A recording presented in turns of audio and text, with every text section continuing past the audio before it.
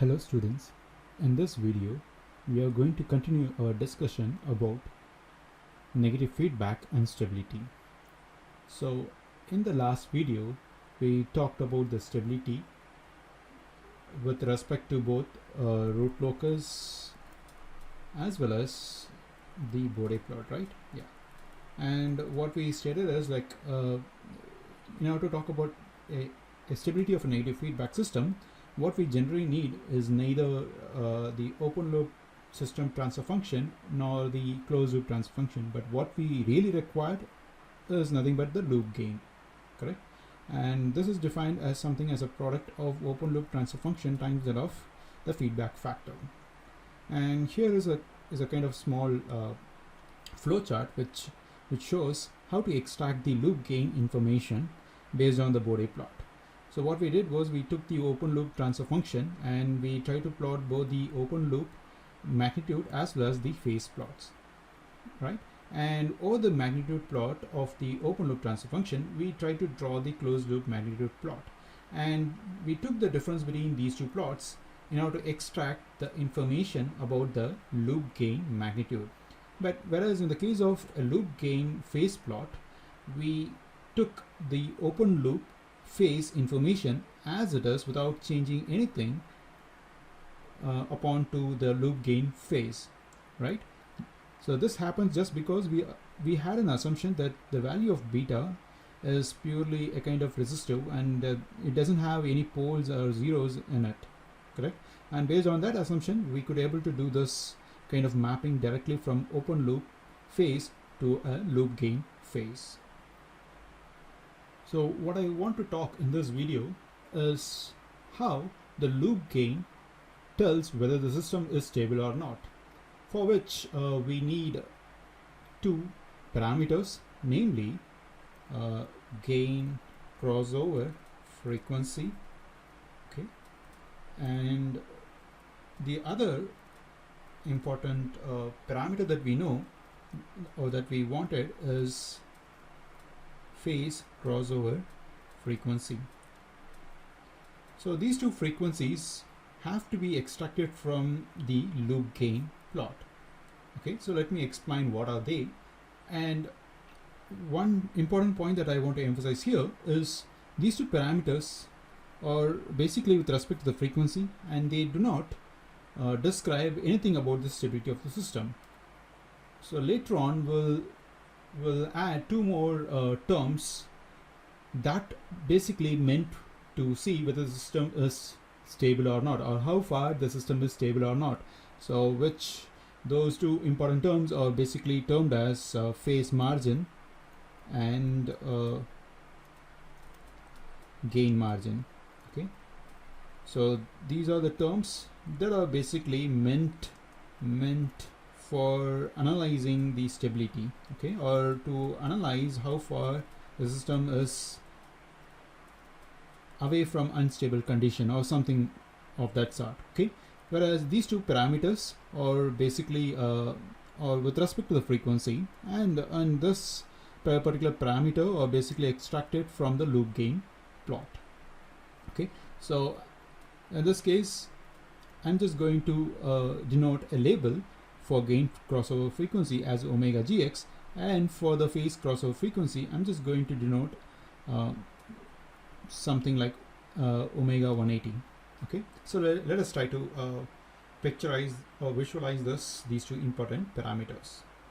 Now let me try to get back to our previous plot that we did at the end of the first video, and we had a feedback factor whose value is equal to beta 1, and we try to mimic our closed loop graph upon the open loop graph, and we took the difference between both these open loop as well as the closed loop and extracted that information upon to this loop gain magnitude plot, right?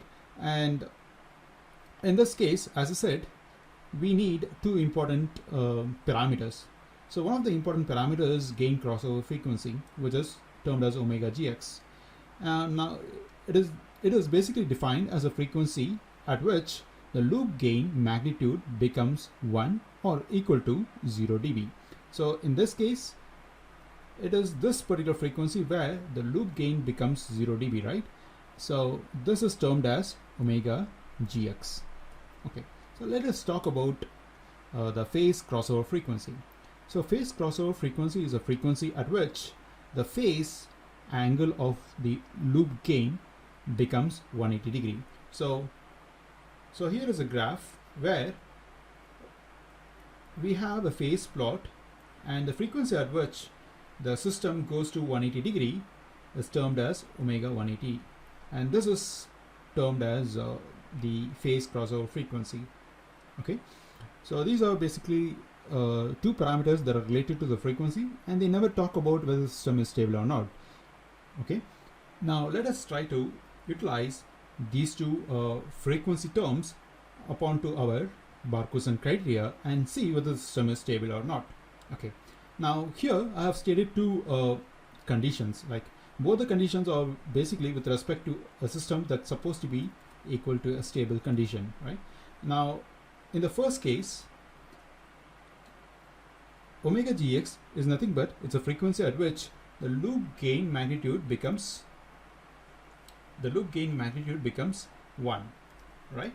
Now at that frequency, if the loop gain phase is greater than minus 180 degree, then the system is said to be a stable system. On the other hand, I can restate this entire Quotient criteria with respect to the phase crossover frequency. Now with respect to phase crossover frequency, I have to pick a frequency at which the phase value of this loop gain is 180 degree, right? So that is what is defined as omega 180. Now at that frequency, if the loop gain magnitude has a value that is less than 1, then the system would be stable. So why is that under this condition the system would be stable even though we have a loop gain that is equal to minus 180 degree? So let me try to picturize the closed loop system over here. So we have a summer, followed by that the open loop transfer function, and we take the part of the output back to the input through the feedback network and connect them as a kind of negative feedback, right? So this is my VI and this is my VO, and the ratio between VO by VI will give us the closed loop transfer function, right? Yeah. So now, even though this loop gain, that is this entire loop gain has created more than, or to be frank, has created a phase value that is equal to minus 180 degree, but still the loop gain has a magnitude that is less than 1. It never creates any kind of unstable condition. Why is that?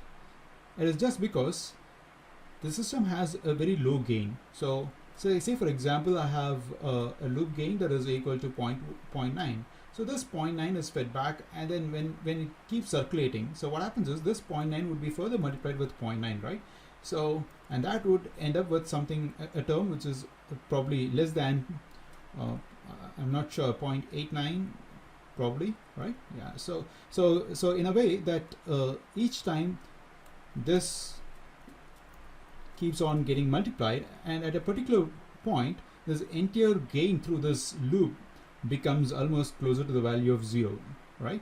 So even though we have a loop gain that is equal to minus 180 degree, since because we don't have enough loop gain around this loop, it never creates any kind of instability condition in our system, and that's the reason why is the condition that is stated in point number 2 is still a stable condition. Okay, so let us continue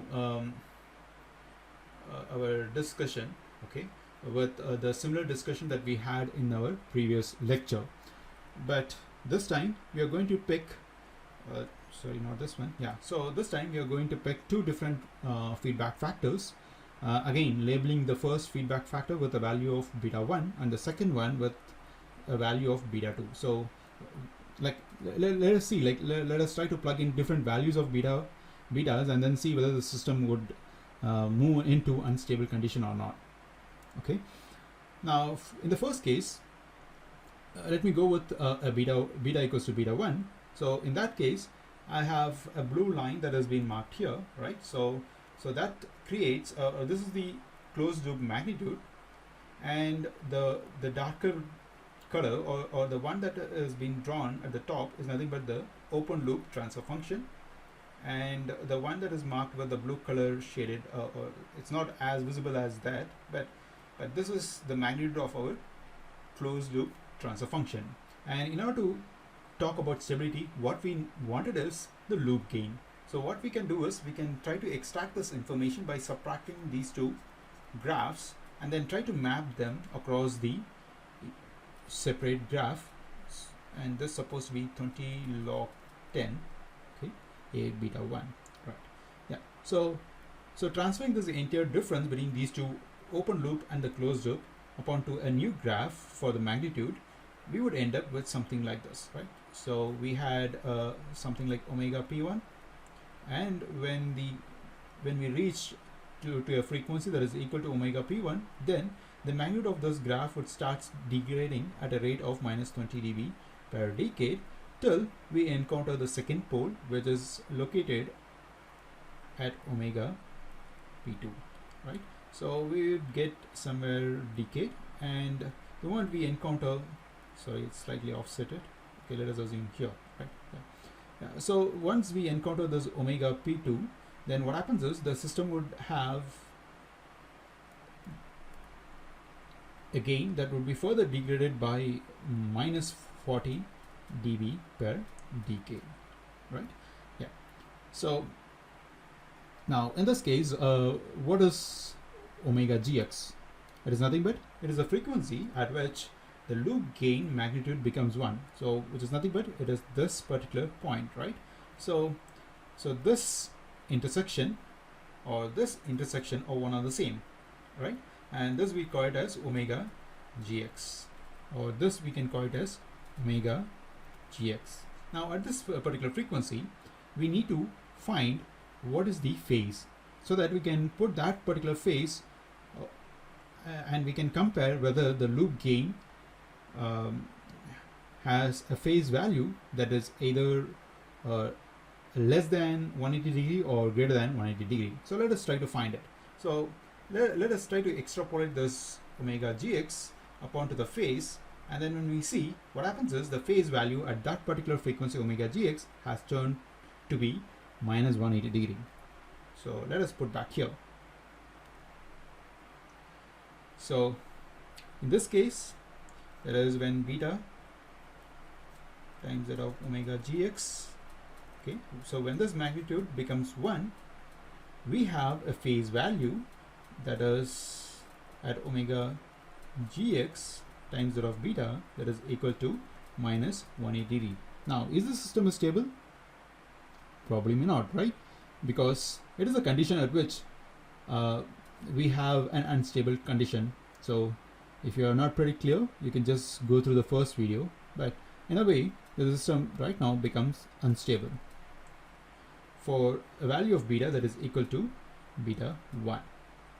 So let us try to increase the value of beta to beta 2, that is the second one. Okay, so now in this case, the region that we have to consider is all of these regions, right from the value of open loop gain, so all of these regions down all the way to this. Okay, so this will act as a baseline for the loop gain plot. So I have to cover up all of these yellow shaded line, and I have to remap upon to a new graph. True. So let me try to restructure the same. So let me try to pick a red one. Yeah. So in this case, I will have a higher value of loop gain, or the DC loop gain, and then once we encounter the first pole, there will be a degrade in the loop gain. so which is generated by minus 20 dB per decade, and the moment we encounter the second pole, there will be further decay in the system. So that is mimicked here with having a line decaying at a rate of minus 40 dB per decade, and when we encounter the third pole omega p3, then there will be a further decay of minus 60 dB per decade. Okay, so now in order to check whether the system is stable or not, the very first thing is we need to see whether the system, what is the value of omega gx. So what is that value? It is the value at which the loop gain magnitude becomes a 0 dB, right? So this is our omega gx, or in this case, this is the new value of omega gx for a value of beta that is equal to beta 2. Now when we extrapolate this one, okay, so probably you will end up with something having a phase value that is equal to a times omega gx times that of beta that is equal to minus 225 degree, and this value is pretty small than compared to 180 degree, which means that we have violated the condition that we have stated here. So what I have stated here is we need to have a phase value that is greater than minus 180 degree, but what we have got is minus 225 degree, whose value is obviously lesser than the value of minus 180 degree, because we are talking with respect to a negative scale. True? So again, under this condition, when this value becomes 225 degree, again the system would be an unstable system. Okay, now, so if at all, if I'm going to use this open loop magnitude, or open loop transfer function whose magnitude is having a kind of structure like this, with 3 poles in it, then it's obvious for a feedback factor that is smaller than the value of beta 1, the system would be stable. But once when we have a value of beta that is equal to beta 1 or greater than this beta 1, then obviously the system would get into an unstable condition. Okay, now let us see how this loop gain graph gets its shape when beta equals to 1. So what is this, how this graph would look right now? Let me pause it for some time to see your thought process. So when the value of beta is equal to 1, how the graph would look? So now let us try to see where exactly the baseline, or how to draw the closed loop transfer function onto this open loop transfer function. So which has been marked with a red color here, right? Because when we take 20 log of 1 upon beta, where the value of beta right now is equal to 1, then we will end up with having a value of 1. So where exactly the baseline of this, or the graph of this could be drawn onto this open loop transfer function? It would be this line, right? So it would be this particular line, and this is the line right now, our closed loop transfer function. And as we know that the entire region between the open loop and the closed loop would appear as its loop gain. Okay, and in most of the cases consider that having a value of beta that is equal to 1 as the worst case condition. Why did I consider beta 1 condition, beta equals to 1 condition, as a worst case? Because under this condition we expose the entire open loop transfer function magnitude, whereby creating a situation where the probability of negative feedback system being driven into instability condition is very high. Of course, this may not be true always. This depends basically upon the DC gain that we have for the open loop transfer function, and the number of poles that are being exposed for frequencies that is greater than omega gx. Okay, so hope that you understand this particular point. So now, to describe how far the negative feedback system is away from unstable condition, we have two important parameters, namely the phase margin and gain margin. Okay, so the PM here denotes the phase margin. Okay, so that's a kind of notion, and it's obvious GM denotes the gain margin. Now phase margin is the most important parameter. We generally use it, and even in your textbook they talk with respect to phase margin often than compared to the gain margin. So let me try to explain them. So phase margin is basically defined with respect to what is known as omega gx, or gain crossover frequency, whereas the gain margin is a particular parameter or a term that is defined with respect to the phase crossover frequency. Okay, so since anyhow we are never going to talk about this gain margin in our discussion, I'm not going to define how to calculate that. If you are interested, you can just go through any of the control system textbooks to know about it. So let me try to explain this phase margin. So phase margin is defined as 180 degree plus the angle of loop gain at omega gx. Okay, so so say for example, so in this case we had chosen a value of beta 1. Okay, and for that we had a gain crossover frequency at omega p2. Okay, now whenever we are being asked to compute what is the phase margin, what you would say, the phase margin, as I said, it is equal to 180 degree plus the angle at the loop gain, that is a of j omega gx, that is the loop gain phase angle at omega gx, right? So what is the phase angle at omega gx? So this is my omega gx, and that intersects to the phase value, and what we have here is minus 135 degree, and it would be equal to 180 degree minus 135 degree, and that would lead to a value that is equal to 45 degree, and that is the phase margin. Okay, so this is with respect to this particular setup that we had in the previous video. Okay, now we got the definition of this phase margin. Okay, now how would I say whether the system is stable or not? So whenever we have a positive quantity out of this computation, then we say that the system would be stable. In case if we have a value that is equal to 0 or a negative value, then the system is said to be unstable. And also it gives a quantity, like how far away I am closer to an unstable condition. So that is how we generally use this phase margin definition.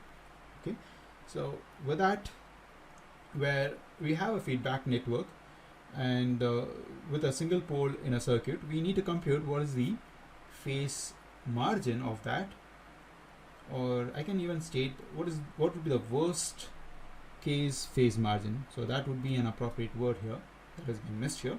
Okay, and show the magnitude of the closed loop system.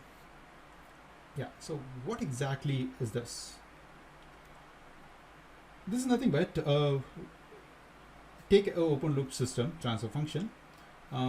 So that will have a single pole at, say for example, omega p1, and what we know is once we cross this omega p1, the system starts having a gain getting degraded at a rate of minus 20 dB per decade or minus 6 dB per octave. Okay, and we'll have a kind of this bolt colored graph, something like this, with respect to an open loop transfer function. Now let us consider the worst case condition here. Now any value, let me consider a particular value of beta that I have adopted for the closed loop. Okay, and for which, if I try to extrapolate the closed loop transfer function onto our open loop transfer function, let us consider that it intersects at a particular frequency where we have the maximum phase shift due to a single pole in the system, right? Yeah, so what I really mean is, like, this is a frequency at which the loop gain becomes 0, right? So this acts as a baseline for us, and the difference between these two is basically could be mapped as into a separate graph, and when you do that, this is termed as omega gx. And what is the phase value that we get at this particular frequency? The maximum would be 45 degree. Now, if at all, even if I have selected a beta factor that is quite smaller, then what happens is I would have got a closed loop transfer function that would have intersected here, and I would have got my omega gx over here, and when I try to read the value of this phase margin, it's obvious that the phase value that I would get out of this single pole would be probably less than 90 degree, right? And even if I go beyond this, let me go with a higher value of beta. So in that case, I would have had my closed loop transfer function to have a graph something like this, right? And in that case, I would have had my omega gx, and when I try to interpret what is the phase value, the phase value would be 90 degree. Okay. Now let us consider the worst case condition here. So what is the worst case? Which means that I need to have a feedback factor that is equal to 1, or basically having your closed loop transfer function at 0 dB, correct? So this entire region would be exposed for the loop gain, and right now in this case the omega gx would be here, and at that particular frequency, what is the phase value? It is again minus 90 degree, correct? Yeah, so let us use this phase information by considering a beta value that is equal to 1. Okay, so in that case, the phase margin is defined as 180 degree plus the phase angle of the loop gain at omega gx. So what is the phase angle that we have right now?